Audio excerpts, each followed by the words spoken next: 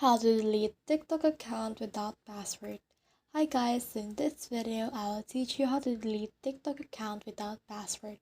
So if you want to learn how it's done, just watch this video until the very end. It's just pretty quick and simple, so let's go. So to do that, we can just head over and click the three lines, click on settings and privacy. Then from in there, we can just scroll down until we can see the actual manage or the delete account. Usually it's on the account section.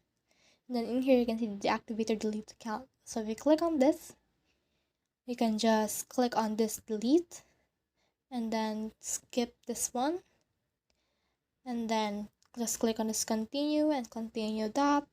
Click on continue again. But as you can see, they will ask for a 6-digit code in order to delete your account. So this will send them a SMS account on our delete account phone, and then we can just head over and put in the code that they have sent on our SMS verification, and then from in there we can just click on this delete account. So in that way, we only need our phone number and not our password. So that's the whole process. I hope this video helped you delete TikTok account without password. If you have questions or comments, kindly put in the comment section below. And if not, don't forget to subscribe and like. Thanks.